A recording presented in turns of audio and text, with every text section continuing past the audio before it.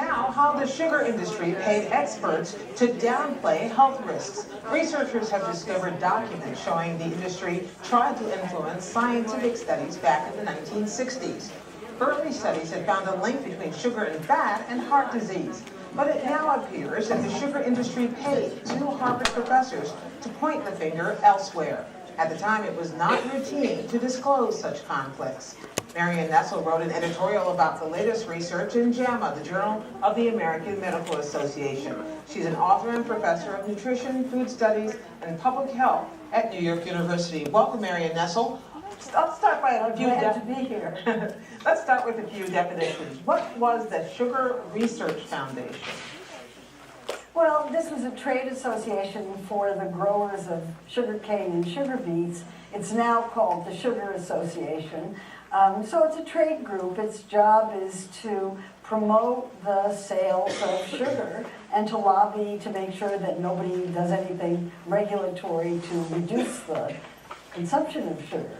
It's a trade group. Yeah, so in all the years when we were being told that fat and cholesterol were the prime movers in obesity and early death and heart disease, it turns out that sugar also played a big role.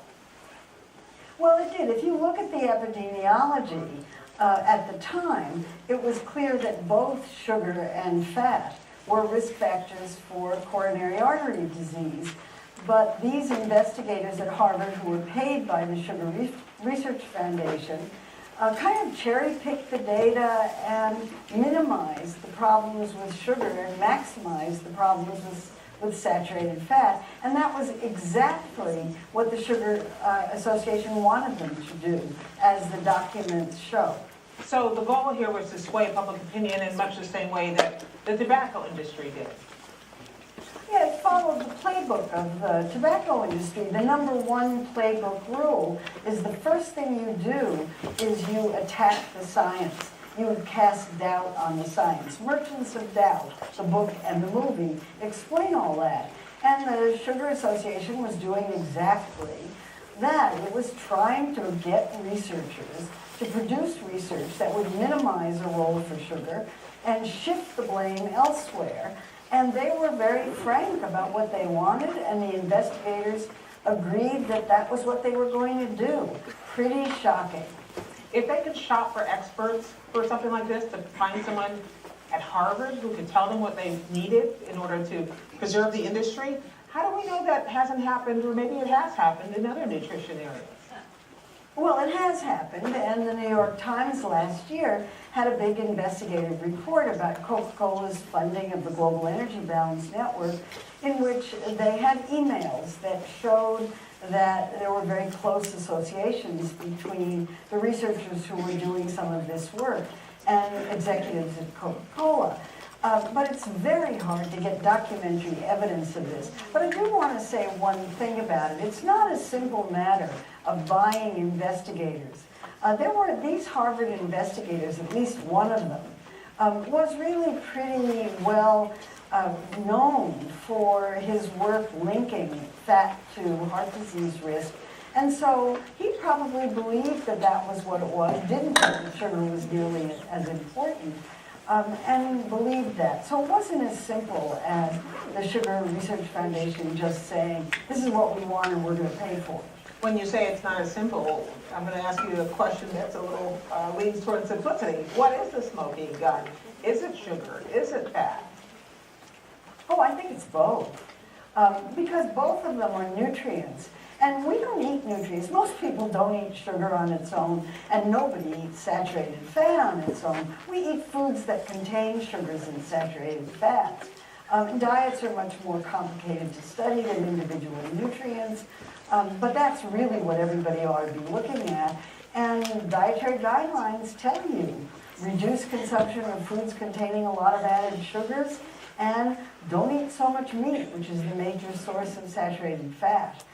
So I say it's both, and you have to always take the number of calories into consideration when you're talking about these things.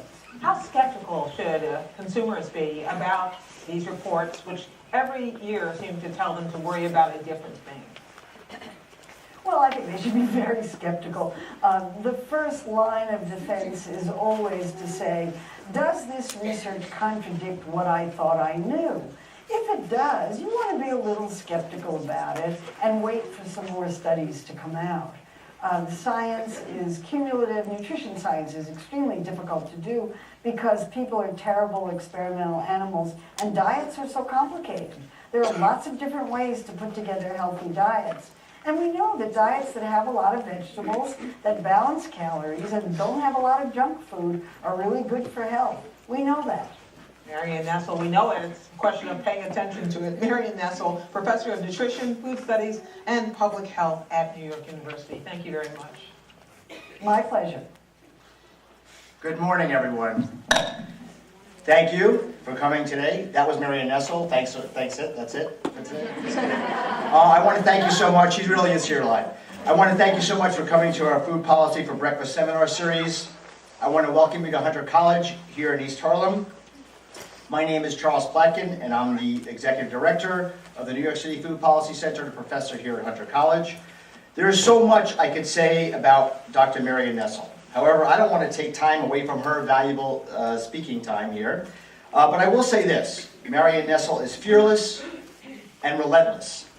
She pushes food companies and policymakers to think and care about what, how, and where we eat.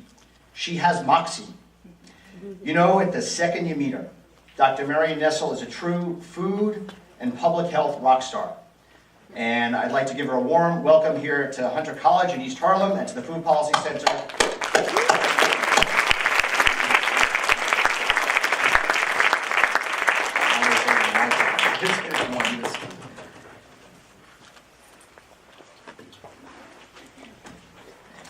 Well, thank you, Charles, for that really nice introduction. And I don't know where that video came from. I don't ever remember seeing that. Send me a link. But I have nothing further to say. That really is basically what I'm talking about today.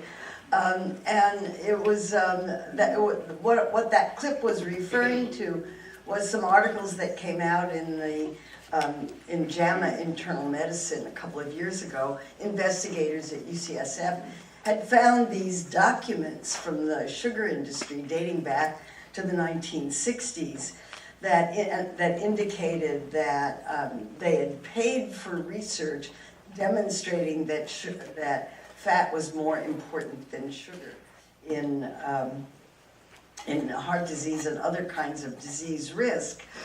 And the investigators who did this, these are people who the UCSF people are the ones who believe that sugar is poison, and so they were very interested in having these articles out. I wrote the editorial that accompanied it. But I'm here to talk about my new book. It's been out for a month, Unsavory Truth, How Food Companies Skew the Science of What We Eat. And I thought what I would do would be to talk about how I came to write this book and basically what it's about. To my great surprise, when I started writing this book, I thought, well, this is a really obscure topic that nobody's going to be interested in. But it turns out it's a really hot topic these days. And over the last year, JAMA and Science have all had entire issues dealing with conflicts of interest in research. The study of research has become a big hot topic. There are lots of people who are looking at the non-reproducibility of research, and there are special groups of people who are particularly attacking nutrition research these days, and I'll give you an example of that later. And it turns out this field has its own name, meta-research. It turns out I'm a meta-researcher. I had no idea. I thought I would start with an example of the kind of thing that gets my attention these days. In March this year, the New York Times had a front page story about how the National Institutes of Health, of all things, had collaborated with the alcohol industry to do a study on the effect of one drink a day on heart disease risk.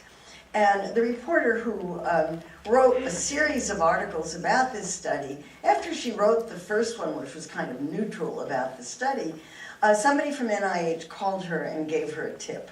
and said, you really ought to look into this a lot more carefully, because in fact, as this reporter discovered, the NIH investigators had collaborated very closely with 5 alcohol companies who had agreed to give $67 million to NIH for a trial of 1 drink a day in heart disease risk. And the emails that the writer was able to obtain demonstrated that the investigators had essentially told the funders that they would develop the study design for this study in a way that it would show that 1 drink a day reduced the risk of heart disease. They weren't going to run the study long enough to show any risk for breast cancer. And they essentially guaranteed the funders that the outcome of the study would be totally favorable to 1 drink a day, and that they would design the study to make sure that no problems emerged. Pretty shocking. And as it turns out, not all that atypical. Although for NIH it was really pretty astonishing. Well, the high administrators in NIH didn't know about this. They were shocked by it, like everybody else. They immediately launched an investigation.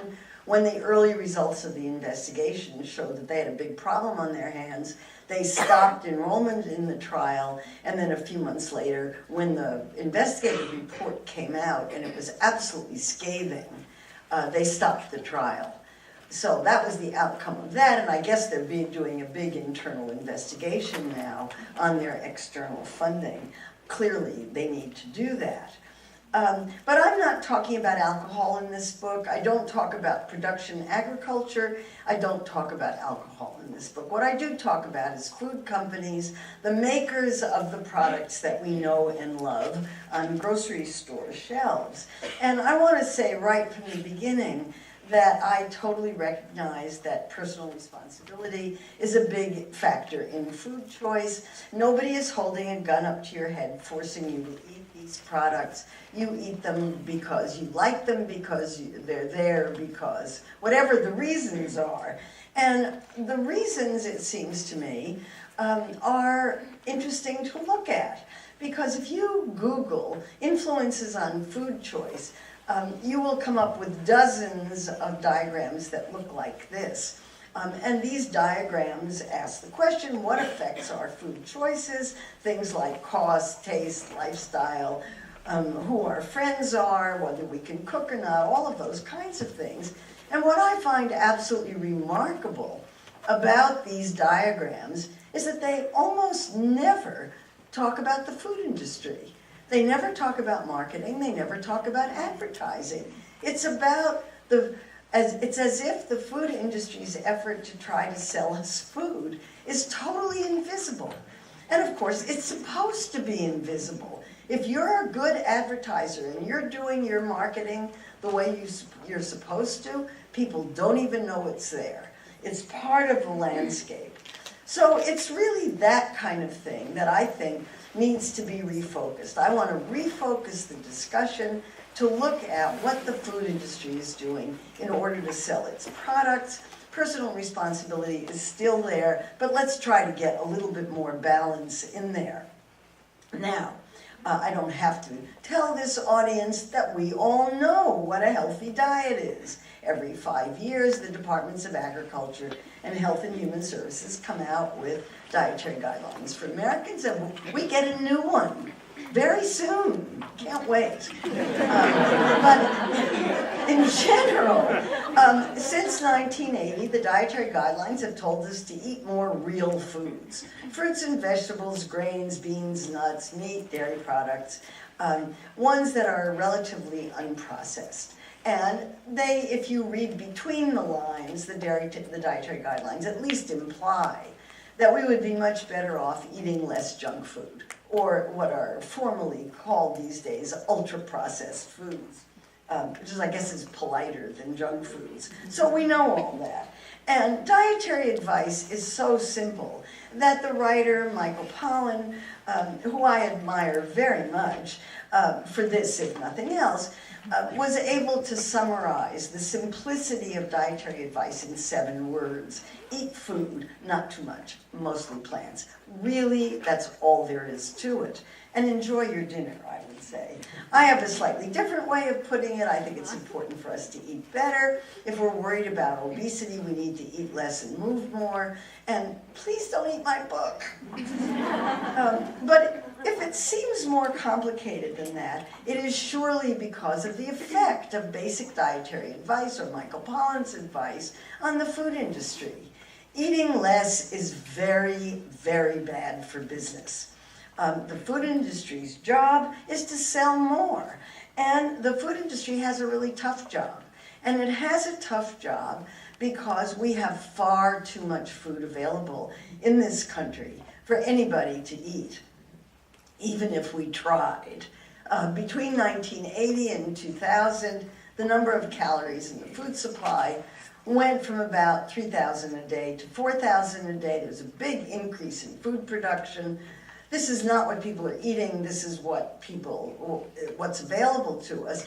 And the daily requirement on average across the entire population, men, women, little tiny babies, is about 2,000 calories a day.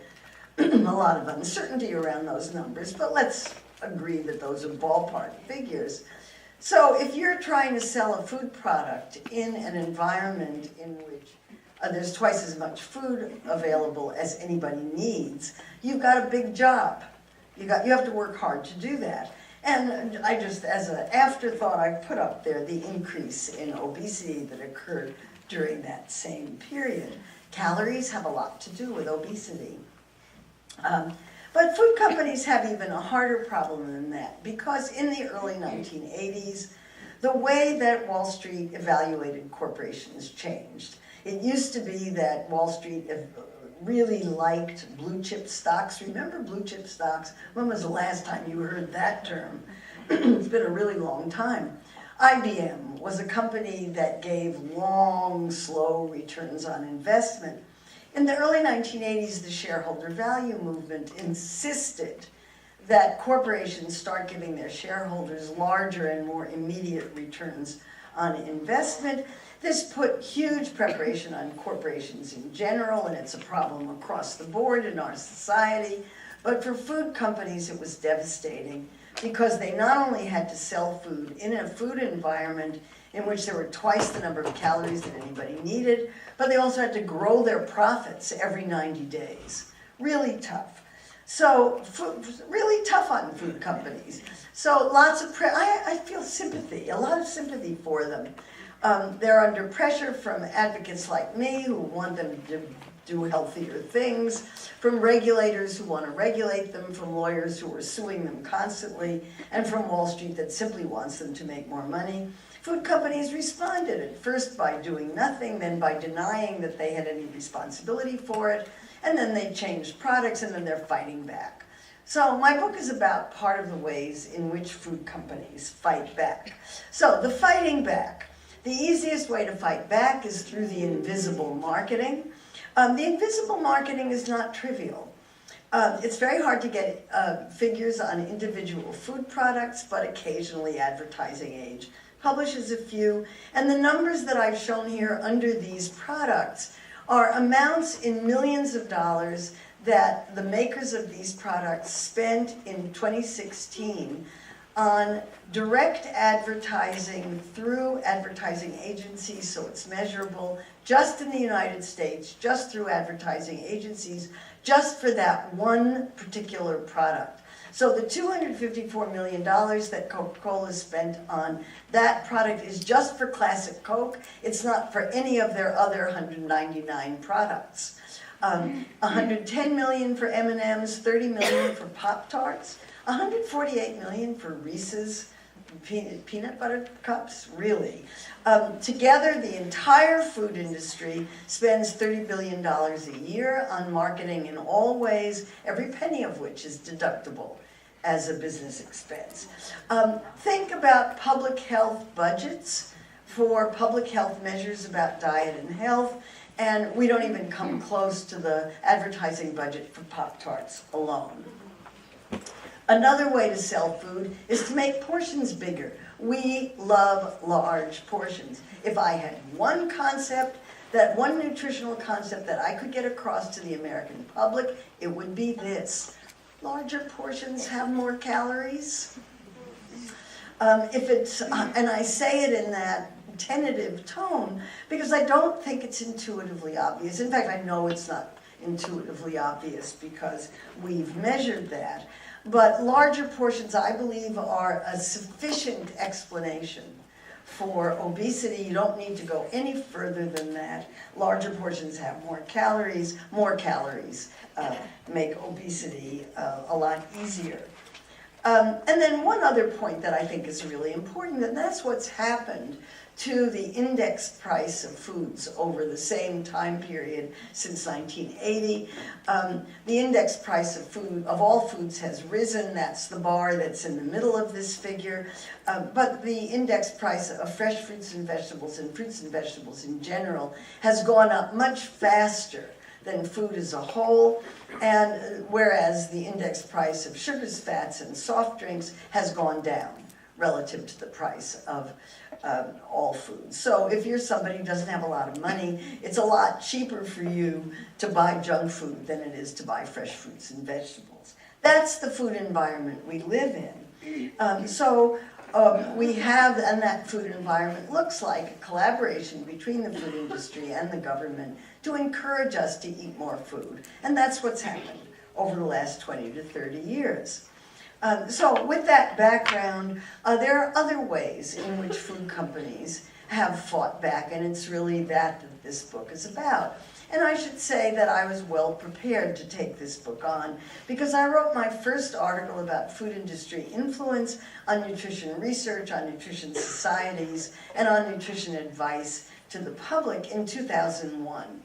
And I took that article and adopted it as a chapter in Food Politics, which came out in 2002, and then I forgot about it. And didn't do anything with it until I was doing the research for Soda Politics when I ran across Coca-Cola's funding of research, and there is a chapter in Soda Politics that talks about the kinds of research that Coca-Cola funded. Research that would demonstrate that sugar-sweetened beverages have no effect on obesity or diabetes, that any evidence to the contrary is so badly done that you don't have to pay attention to it, and that exercise is more important than what you eat in what you weigh. So it was on my mind in 2015 when Soda Politics was in press, and in March of 2015, while the book was pretty much finished, I started noticing that Coca-Cola wasn't the only company that was funding research in its own interest. And I started coming across study after study after study that I could tell from the titles must have been funded by a company with a vested interest in the outcome. I started collecting them, and whenever I had 5, I would post them on my website, foodpolitics.com. And I did that for a whole year, and at the end of a year, I had collected 168 studies. Of those, 156 had results that favored the sponsor's interest, only 12 did not, and that was despite my begging people to send in examples of industry-funded studies that came out with results that the sponsor wouldn't like.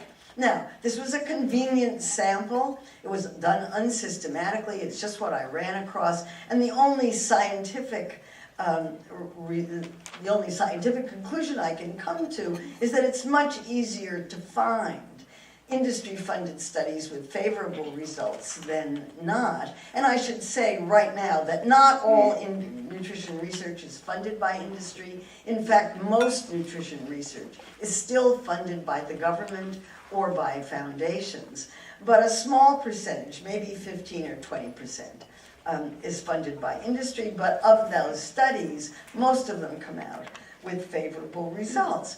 But even so, there were some interesting findings. I thought it would be interesting to list some of the makers and producers who had sponsored studies that in my year-long collection, And it's a very, very long list.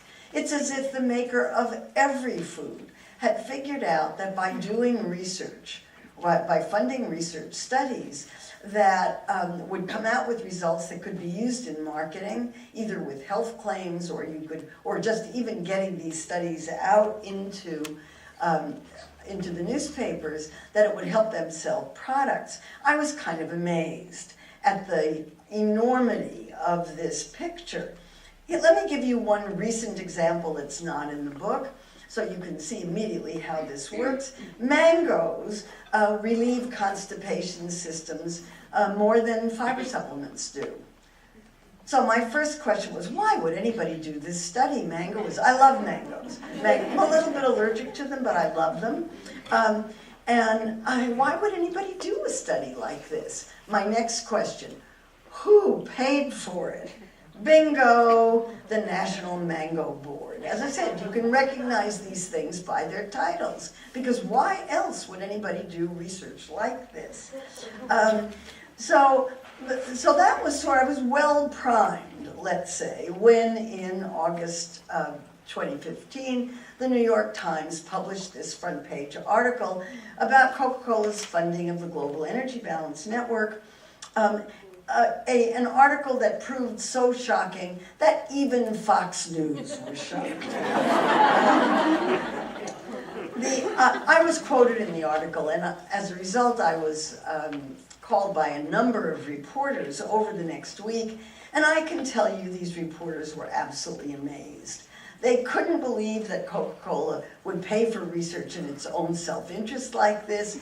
They couldn't believe that university investigators would take funding from Coca-Cola to do studies like this, and they couldn't believe that universities would allow their faculty to take money for doing studies like this.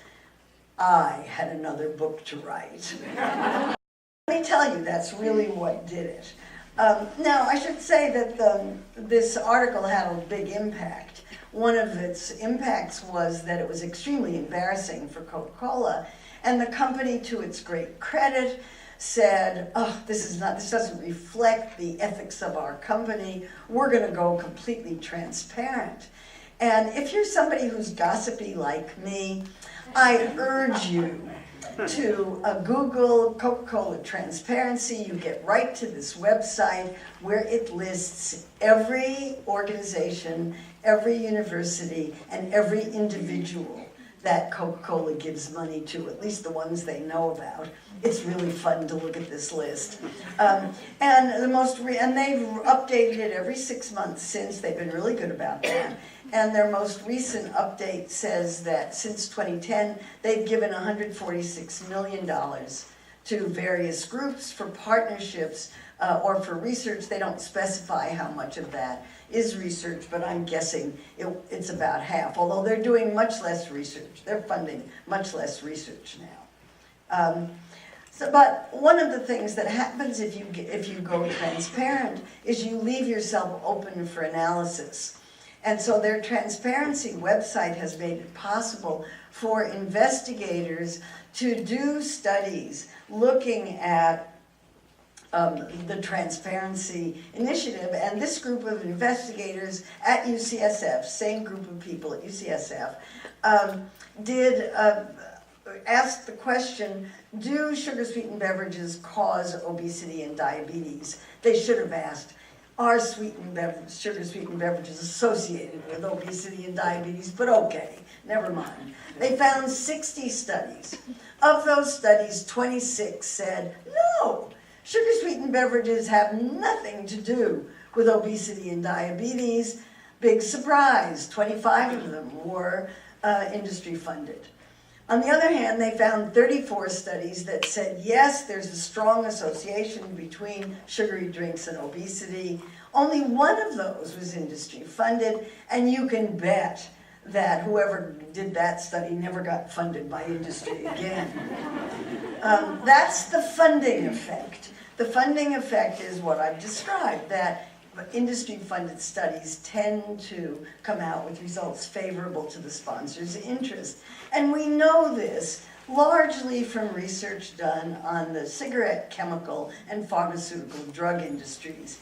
And I spend a chapter in the book reviewing the research on drug industry funding to demonstrate how it affects physicians' prescription practices and opinions on advisory committees. And I do that because there's 70 years of research demonstrating, or 60 years of research demonstrating a strong association between industry funding and the outcome of research, the influence of gifts. Larger gifts have a bigger influence than smaller gifts, but even a pen and a pad of paper with a drug logo on it is enough to change a physician's prescription practices. A meal costing $13 or less is enough to change prescription practices.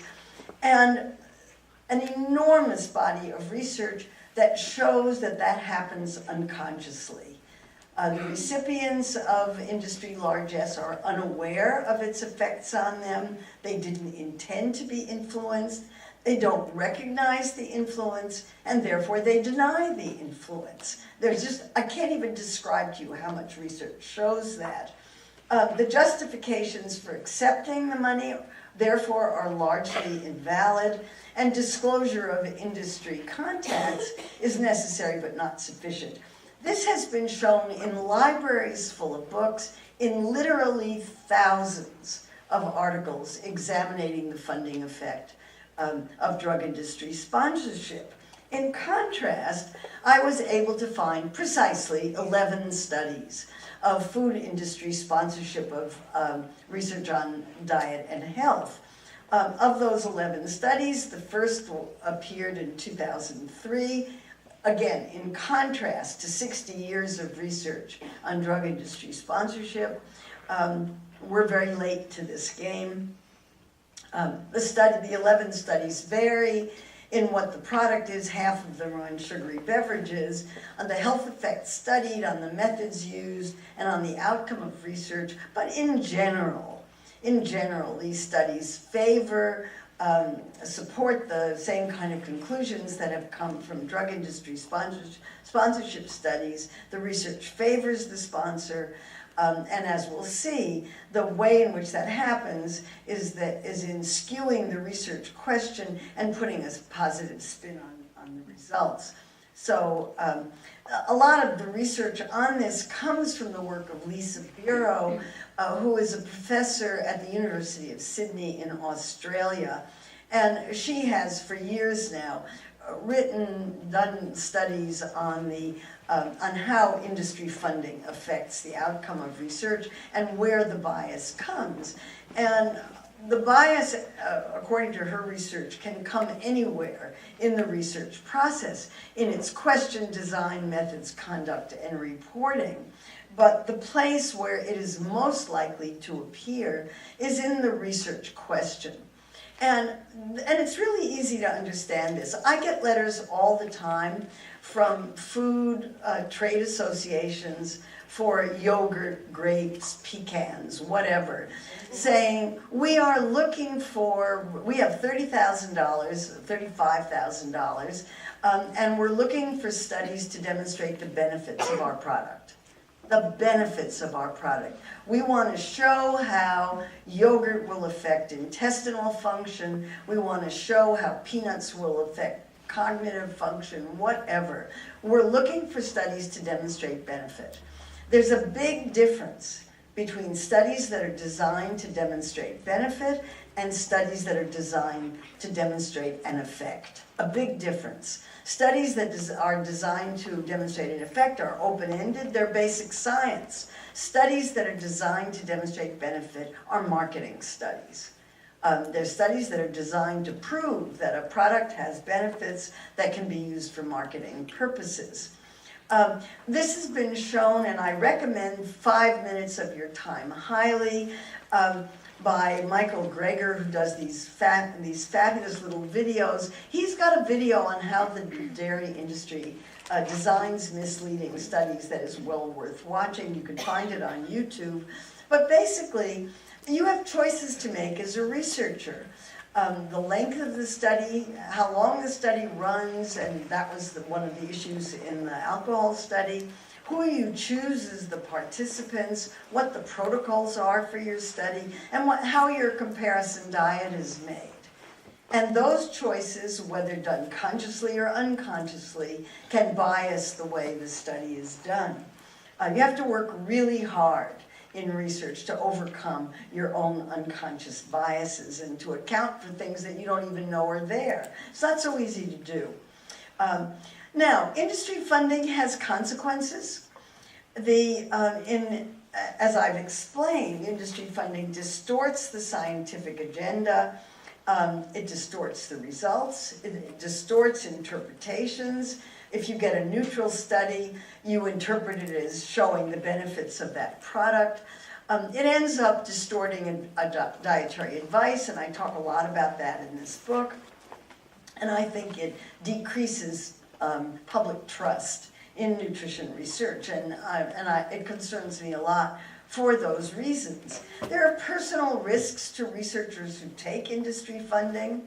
There are what are called opportunity costs. That is, if you take industry funding, you're seen as someone who is working for industry, and you may not be invited to serve on prestigious committees that require independent thinking in whatever decisions they're making. You run the risk of being exposed in the press, which can be enormously embarrassing, and you can appear sold out to your colleagues. Not very nice. But there are also personal risks to advocates who talk about these kinds of things. And this one is particularly, and I want to talk about personal risks to me, because who knew? But and I often get asked, do I get into trouble over this? So I thought I would tell you about one place where I got into trouble. And this is so bizarre that I don't even know how to introduce it. But it requires my talking about the Russians' influence on the 2016 election campaign and Putin's ordering of, amongst other things, the hacking of Hillary Clinton's emails. What? So you may recall that these emails were hacked and that there were two sets of them. One set was posted on WikiLeaks, but then there was another set of advisors to Hillary Clinton that were posted on a new website called DC Leaks that's been traced to the Russians. And one set of them was from a woman named Capricia Marshall, who was a friend of Hillary Clinton, and I still can't figure out her role on Hillary Clinton's campaign, but she traveled with her and seemed to be a very close personal advisor.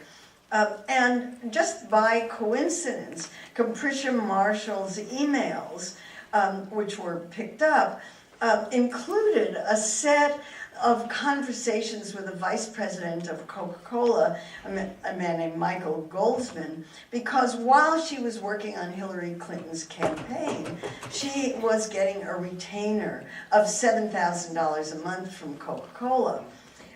Okay, why am I talking about this? Because I am in those emails. And I heard about this from two people pretty much on the same day. I heard from Russ Green at CrossFit. CrossFit? I'd never heard of CrossFit. On their website, they had an article about Coke's surveillance of Marion Nestle. I also heard from Kyle Pfister, who I also didn't know, who's the head of a group called Ninjas for Health. Whatever, and they both wrote me and said, Marion, you're in the emails. So I went right to the emails, and sure enough, there they are. Below, please find a summary of Marion Nestle's presentation at Sydney University. And I thought, holy smoke. In the early part of 2016, right after Soda Politics had come out, I was doing a fellowship at the University of Sydney, working with Lisa Biro because I wanted to know more about how you studied conflicts of interest. And I was asked to address the Australian Nutrition Society, a small group at the University of Sydney. And as I was about to give my talk on soda politics, somebody came up and said, there's somebody from Coca-Cola in the audience. Is that okay with you? And I said, of course it's okay. Soda Politics had just come out. I assumed there was somebody from Coca-Cola in every talk I gave. And you know who you are. So these emails included this summary of my talk, really great notes. If you wanted to know what I lectured about, go read those notes. Here's a summary of the key issues raised. CPC is the Charles Perkins Center, and then recommending key actions. That Coca-Cola was to monitor my activities on social media, monitor any conference presentations that I gave, and who I talked to when I was in Australia, and then also monitor the research projects that Lisa Biro was doing at the Charles Perkins Center, and that resulted in a front page article in the Sydney Morning Herald on Coca-Cola's secret plan to monitor Lisa Biro's work with this fabulous graphic that I just love. This takes you in interesting directions. Now, I need to acknowledge that there's a big debate about these issues, and not everybody views the question of food industry funding the same way that I do. In fact, there's a huge debate in the nutrition literature about food industry funding, whether food industry funding is good, bad, or different, whether it entirely risks derailing public health nutrition, or whether we should welcome industry funding, because otherwise, how are we going to do research? Lots of ways, in my view. And I think this view is the view that industry funding is a good thing, is best exemplified by an article that appeared in, actually quite a few years ago, on white hat bias. White hat bias, you can tell the good guys and the bad guys in cowboy movies by whether they wear white or black hats. The white hats are the good guys.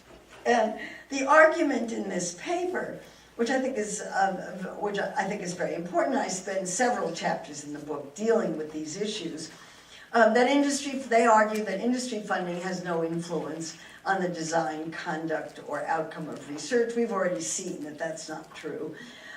Any criticism of industry funding is ad hominem. It's a personal attack on the investigators. I hope that's not true. That's certainly not what I intend.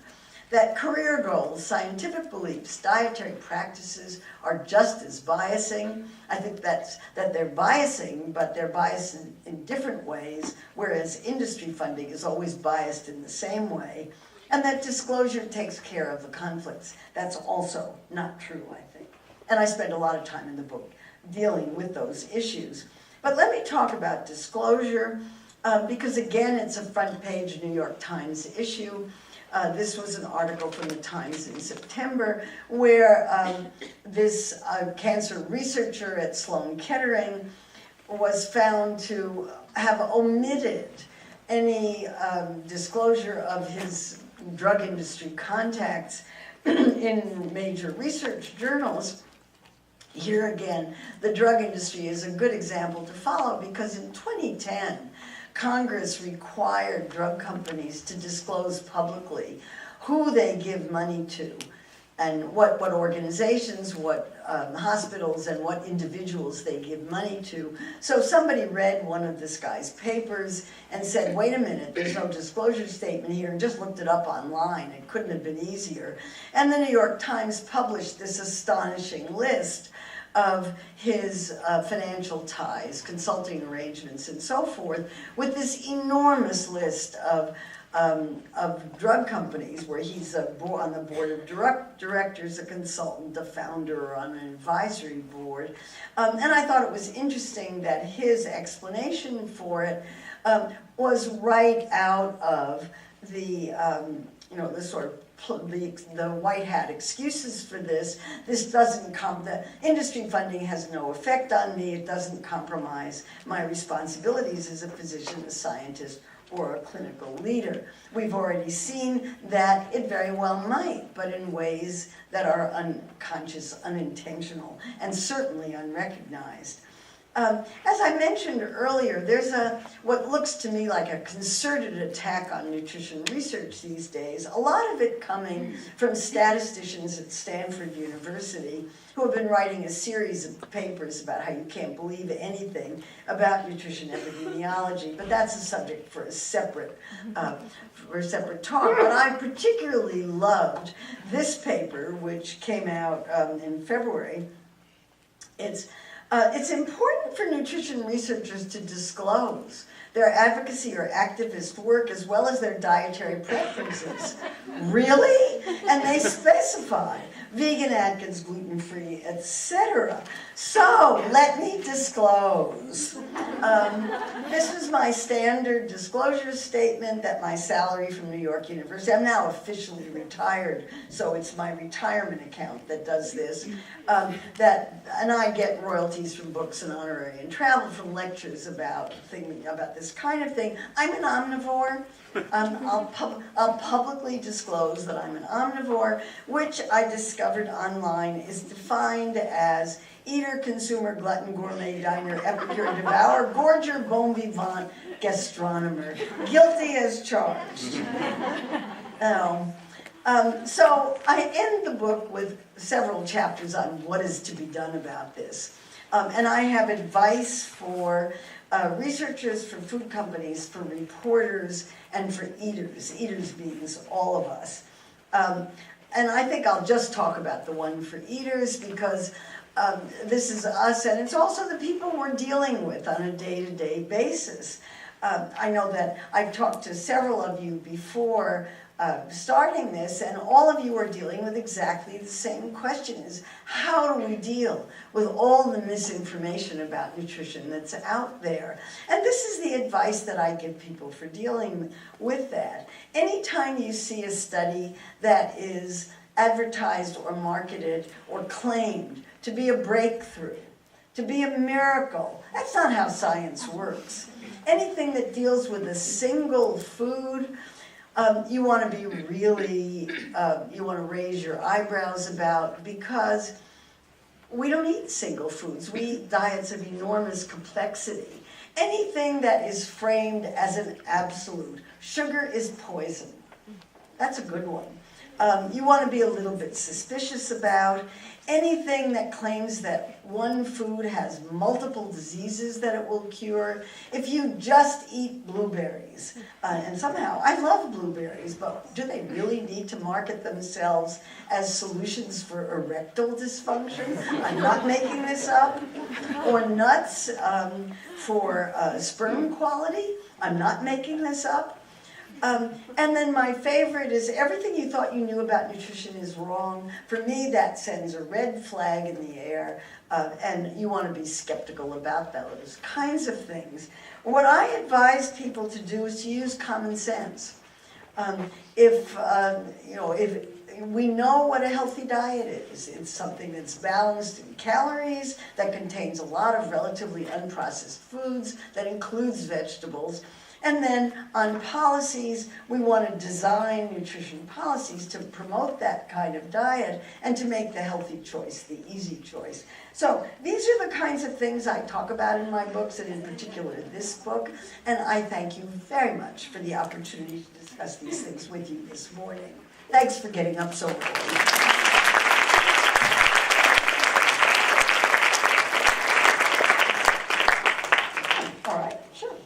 I was told to sit down. Thanks. Thank you, everyone. So what we're going to do is I'm going to ask a few questions because I get to, because I organize the event, and then I'll let you guys ask questions, and I'll try to leave a lot of time for you guys to ask questions. For those of you that are joining us from the live stream, hi out there, and everybody in here, just so you know, we'll have a link to this live stream, so you'll be able to send it around and so forth. So thank you so much. That was just incredible as always. I wanted to ask you a few quick questions. Can you talk about growing up in New York City and your time at summer camp in Vermont and how that influenced you to become a food and public health advocate? That was totally not what I was expecting. Is this on? Is this on? No. I was not. It's still not. Now it's on. I was totally not expecting that question. Really, Charles. Yeah, I went to camp in Vermont, and I went to a small, very small summer camp that was run by a couple who had lived in China for a long time and learned how to do really serious Chinese cooking. And they, if you were a good camp, they had a garden. And if you were a good camper, you got to go out and pick the vegetables for dinner. And I had grown up in New York City under a very, very poor family. We had terrible food to eat. And I don't think I had ever eaten a fresh vegetable. I mean, all the vegetables were canned. And I remember going out to this garden. It was a hot July day. And I was picking string beans. And I pulled a string bean off the vine and thought, what does this taste like? And I bit into it. And it was this revelation that changed my life. It was sweet, it was crisp, it was absolutely delicious. And I thought, this is what food is supposed to taste like. And there were I never really tasted fresh foods before. And the grounds of this camp, it was on a farm, really. They had fresh berries, and they had all kinds of other things that I didn't even know existed. So I've loved food ever since. And that's what I wanted everybody to hear, is how she became who she is. And I'm curious, you said you went to college to study food, however, your PhD is in molecular biology, and your undergraduate degree is in bacteriology. Was it the Master's in Public Health that kind of pushed you in this direction, or what was it? Yeah, I had discovered food, and my mother had a friend who collected cookbooks, oddly enough, which seemed quite bizarre at the time, and oh, how I wish I had my hands on that collection. But she said, you like food, you should go to Berkeley and study food. And the options were dietetics or agriculture. I was a city girl, so agriculture was out of the question. And I lasted in dietetics exactly one day at Berkeley. It was not a good experience. I figured if I was taking 5-credit chemistry courses, I was going to do science. So that's what happened. But my interest in nutrition and in the politics of nutrition and all of that kind of thing really started on my first teaching job, when I was teaching cell and molecular biology, and the department that I was in at Brandeis University said, you have to teach a course that we need. We need a human nutrition course. You have a choice of physiology or nutrition. And I thought, how do I make that choice? Kidney function, I will never understand it. Acid-base balance, I just don't get it. So I picked nutrition. And it was at a time when Francis Moore Lappé had just written Diet for a Small Planet. Linus Pauling was arguing that 10 grams a day of vitamin C would cure everything that ailed you. And Center for Science in the Public Interest had just been founded, and they had produced a book called Food for People, Not for Profit, that I tell you could have been written yesterday. And those were the 3 of the books that I used in that first class. Boy, was it fun. It was a lot more fun than molecular biology to teach, I'll tell you that. A great way to teach undergraduate biology because food connects to everything. The students loved it, and I loved it, and I've never looked back. And the National Cancer Institute, there was a meeting there that was a trigger about tobacco. I can't imagine where he got this stuff. We're going to have I feel like I've been investigated. He's a better Googler than I am. He's referring to a meeting that I went to after I came to NYU at the National Cancer Institute. It was a meeting on behavioral causes of cancer, diet, and cigarette smoking. And I knew that cigarettes were bad for you. I swear I knew that. But I had never really heard anybody talk about it in a systematic way.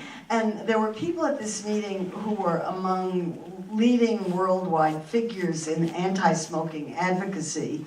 And they showed slides of cigarette marketing all over the world. This was pre-PowerPoint, so it was slides. And it was slide after slide after slide.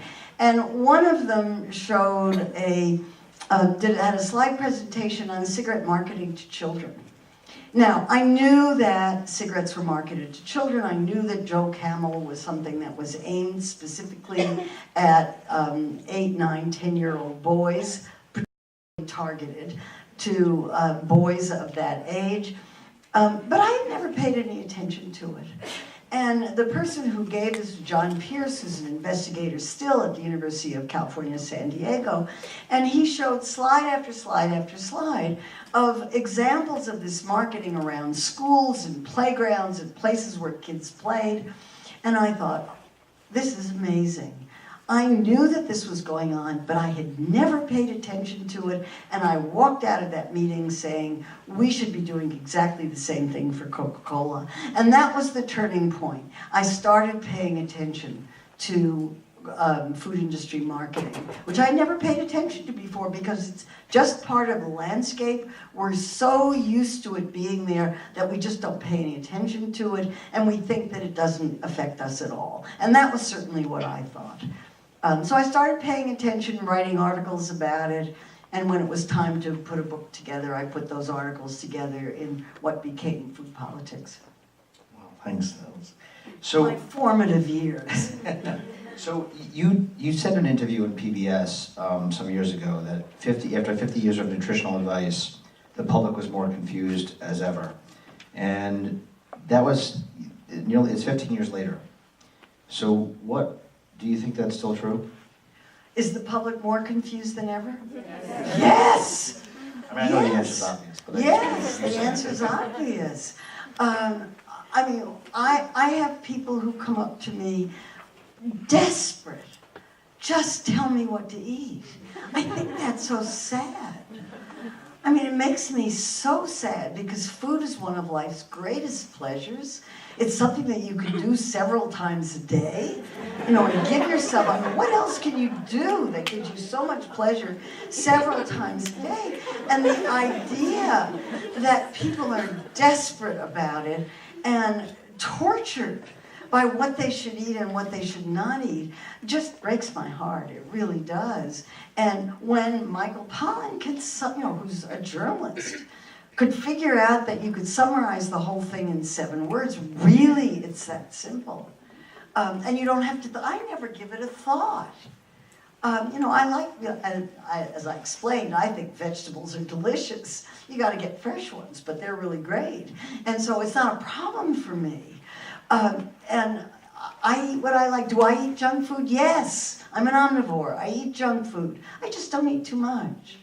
But I don't feel, I try never to feel deprived.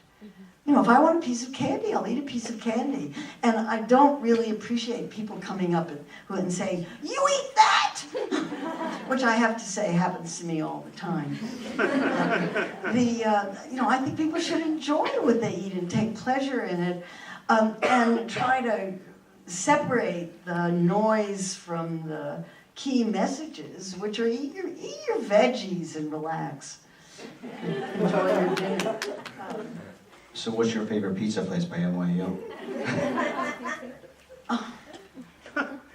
You don't have to answer that. No, I'm not going to answer that. Could you medical students I guess pharmaceutical companies were banned from marketing to medical school students, and I guess I'm wondering, should there be some sort of regulation? And I guess certainly marketing to children should be potentially regulated. Do you think that? Definitely. Marketing anything to children. Anything to children. Anything. So, and toy giveaways in fast food restaurants and. No. But are we even close to getting to that? No. Not even close. The issue of one of the reasons why I have a whole chapter in this book about drug industry funding is that physicians, serious physicians, have been worried about this for so long. Really going back to the 1970s, and eventually they got laws passed.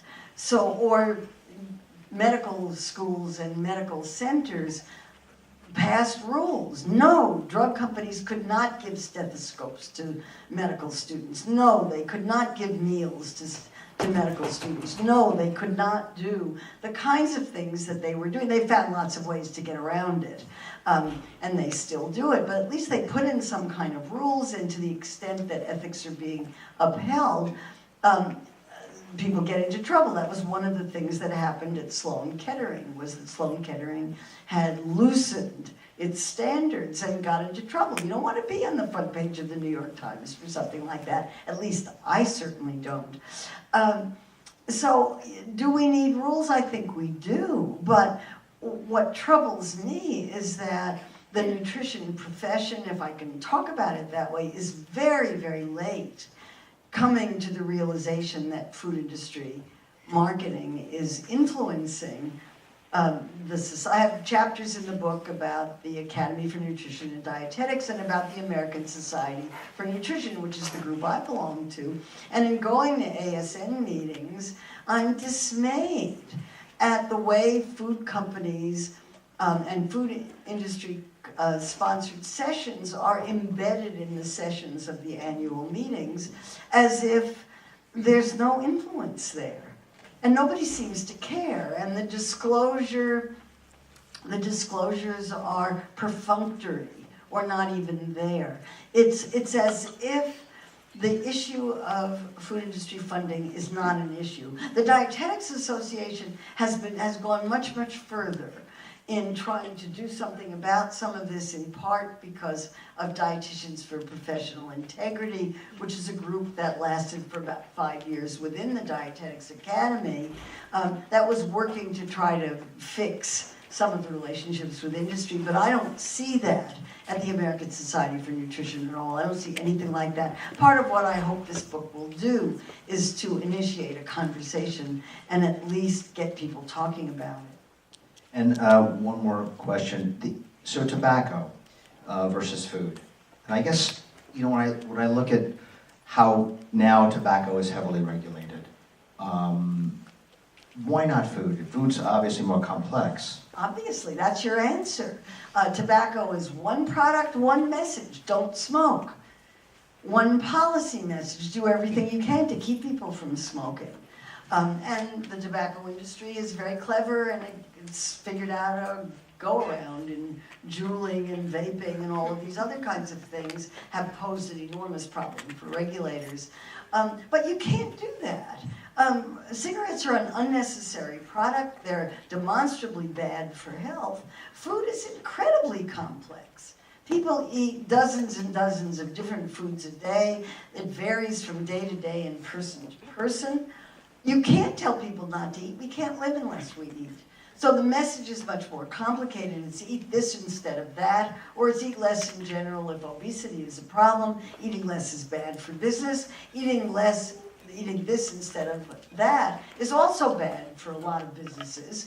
And so there's a big pushback on it, and the amounts of money that are spent pushing back are absolutely extraordinary. Just to give one example, the soda industry spent $20 million just in the state of Washington just to defeat a soda tax. Really? $20 million? You know, think about what that could do for public health. And we don't have that kind of money in public health. We don't have that kind of money in nutrition education. We don't have anywhere near that kind of funding. And that's just for one election campaign. So again, just going into this, you're the expert, and really you are. It's very complicated advice to give to policymakers on how to regulate or deal with this whole issue. So Policymakers aren't interested in dealing with regulating corporations right now anyway. So this is a moot question. Work at the local level. Don't even try national. Yeah, work locally. Locally, what would we try to get? Well, soda taxes aren't a bad place to start. They're an enormous educational effort anyway. They completely reveal how corporations are willing to spend unlimited amounts of money to defeat public health measures. I think they have a huge educational advantage for doing that, but you want to clean up the food in schools. That can be done on the local level. And there's a lot of schools work at the individual level, and what happens in school food depends a lot on the local school district, but also on who's in the school. So I think those are a good place to start. You can make a big difference in kids' lives by teaching them how to grow food and cook food. I'm all for that. Well, I'm going to open it to questions from the audience, but I do want to make one announcement that after this event, Dr. Nestle is going to be outside signing books, and they're for purchase, so just so you all know. Yeah, take pity on the poor bookseller. She doesn't mean her, she means the people that came here from the bookstore. I'm not going to get any money out of it. I got an advance, it'll never be paid back. Can you tell us a little bit about the role of baby food companies? Oh yeah, baby food companies are a perfect example of this.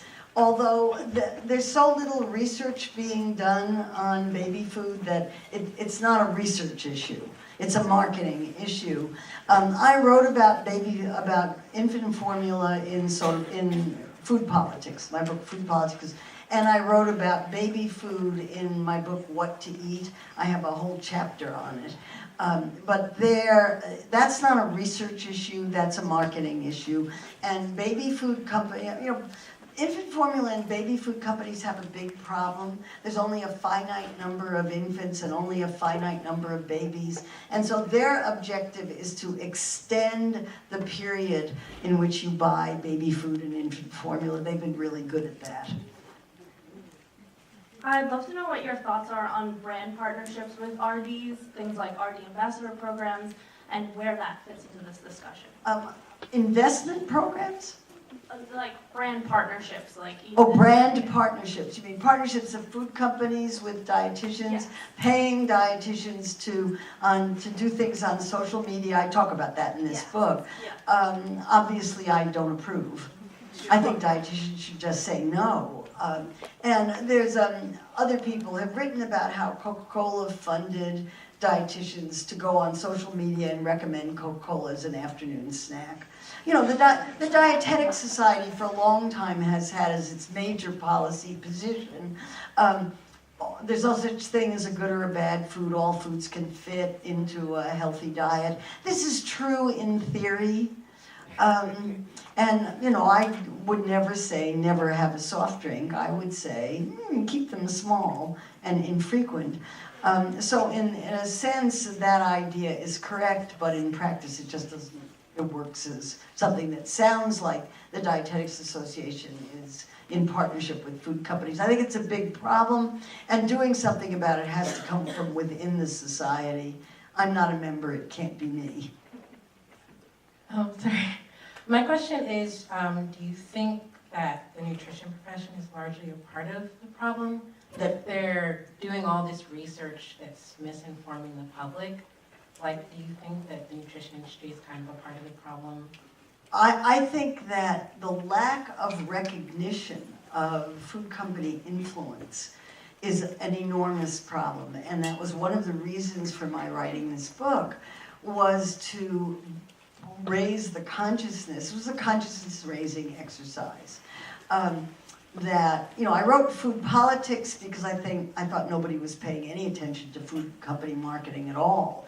This one is aimed at the nutrition profession to try to raise consciousness about, which is very hard to do. If the influence is unconscious and you don't believe that food companies have any influence on what you say or do, it's pretty hard to do something about that.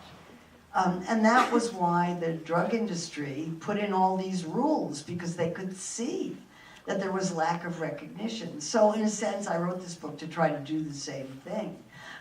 Does that answer your question directly? No.